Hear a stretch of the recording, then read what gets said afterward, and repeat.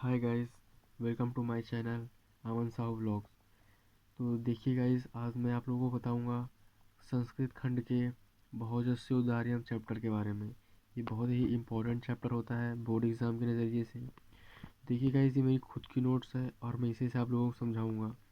तो देखिए, ये संकेत लिखा हुआ है, तो इससे आप लोग समझिए कि स्टार्टिंग से और आखिरी तक ये दिया हुआ है।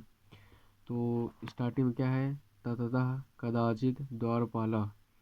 उसके बाद देखिए आखिरी में क्या लिखा हुआ है, मृद ग्रह स्थितम। यहाँ तक का ये अर्थ है, तो आप लोग इसको देखिए क्या लिखा हुआ है। इसके बाद कभी द्वारपाल ने आकर महाराज भोज से कहा, राजा प्रवेश कराओ। हे देव, लंगोट मात्र जिसके तन पर है ऐसा विद्वान द्वार पर स्थित है, राजा ने प्रवेश कराओ ऐसा कहा।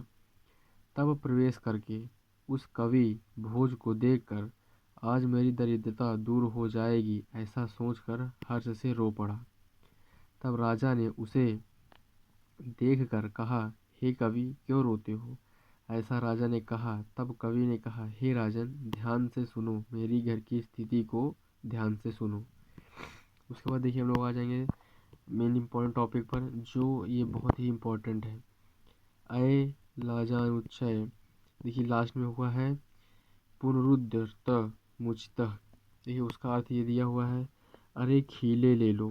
ऐसा ऊंचे स्वर से कौन कहता है, उसकी पत्नी कहती है, अरे खीले ले लो ऐसा ऊंचे स्वर से। रास्ते में बेचने वाले की आवाज़ को सुनकर मेरी पत्नी ने मेरे बच्चों के कानों को यत्नपूर्वक बंद कर दिया, और दीन मुख वाले ने अर्थात मेरी पत्नी ने मुझ उपायहीन को जिस आंसुओं भरी दृष्टि से देखा, वह मेरे हृदय को बाण के समान चुभी हो। जैसे कि उसने उसको दुख भरी आंखों से देखा, तो उस ऐसा लगा कि उसके दिल पर एक तीर मतलब लग गया हो, जिसे आप ही निकालने में समर्थ है राजन। वो राजा से कहता है कि जो आप ही निकालने में समर्थ है। तो आ जाएंगे हम लोग तीसरे टॉपिक पे, राजा शिव। देखिए राजा शिव से यहाँ स्टार्टिंग है, राजा शिव। देखिए लास्ट में हम लोग आएंगे प्रातः देवः। ये इसका अर्थ है। हम लोग आज देखते हैं व्याख्या।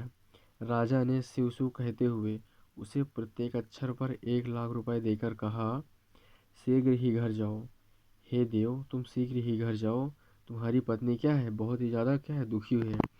देखिए इसके आगे हम लोग देखते हैं, और दूसरे दिन राजा भोज भगवान शिव को नमस्कार करने के लिए शिव मंदिर गए। तब कोई ब्राह्मण राजा से शिव के सम्मुख बोला, हे देव। देखिए उसके बाद हम लोग ये आ जाएंगे, अर्ध दान व वरेण्या शिवस्या हृदम। तो इसका देखिए संकेत है। इसके बाद अर्थ देखेंगे हम लोग। शिव जी का आधा अंग विष्णु ने और आधा पार्वती ने ले लिया है।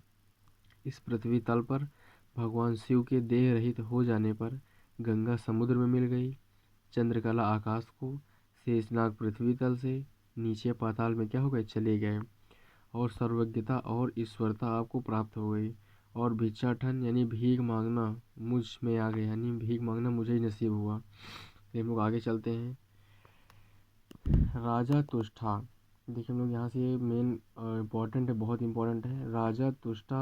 आखिरी हम लोग आखिरी तक जाएंगे। ये क्या है, सीता प्राहा। सीता प्राहा के बाद ये देखिए व्याख्या इसकी, राजा ने संतुष्ट होकर उसके लिए प्रत्येक अक्षर पर 1 लाख रुपए दिया, और दूसरे दिन राजा ने उपस्थित हुई सीता नामक कवयित्री से कहा, हे देवी, प्रातःकाल का वर्णन करो। राजा ने कहा, हे देवी, क्या तुम प्रातःकाल का वर्णन कर सकती हो। तब सीता ने कहा, यानी उस कवित्री ने कहा, विरल विरला स्थूला स्तरा। ये देखिए आखिरी का हम बोले जा रहे हैं, लक्ष्मीर नुदमी नामिव। देखिए आखिरी का है। उसके बाद हम लोग अर्थ देखेंगे, इसका व्याख्या।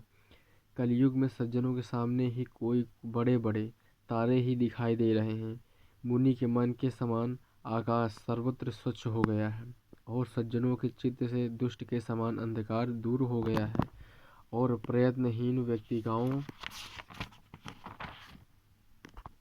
की लक्ष्मी के समान रात्रि भी शीघ्रता से भागी जा रही है। तब राजा ने उसे 1 लाख रुपए देकर कालिदास से कहा कि मित्र, तुम ही प्रभात का वर्णन करो। तब कालिदास ने कहा।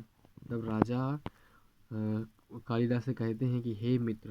देखिए वो राजा उसको मित्र बना रहे हैं कि हे मित्र, तुम भी क्या करो, प्रभात का एक बार वर्णन करो। देखिए, अभूत प्राची विग्रह द्रविड़ रहितानामिव गुणा।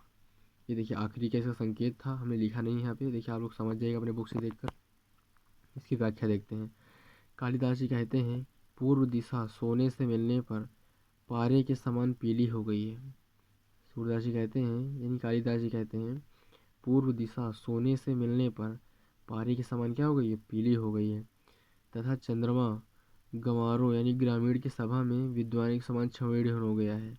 इसका अर्थ ये है कि जैसे चंद्रमा है, जैसे कोई एक सज्जन व्यक्ति है, अगर उसको आप 10 गंवारों के बीच में बैठा दें तो क्या उसका मान रहेगा? उसी प्रकार ये चंद्रमा ग्रामीणों की सभा में विद्वान के समान छवेड़ हो गया है। अर्थात 10 गंवारों के साथ एक विद्वान हो और उद्यमी राजाओं के समान क्षण भर में छेड़ हो गए हैं, और धनहीनों के गुणों के समान दीपक शोभित नहीं हो रहे हैं। तथा राजा ने अत्यधिक संतुष्ट होकर उसे भी प्रत्येक अक्षर पर 1-1 लाख रुपए दिए। ठीक है गाइस, तो देखिए ये रहा इस भोजस्सोदार्यम का अर्थ। प्लीज़ लाइक कीजिए, सपोर्ट कीजिए, और आगे नेक्स्ट वीडियो के लिए कमेंट कीजिए। Thank you. Subscribe my channel.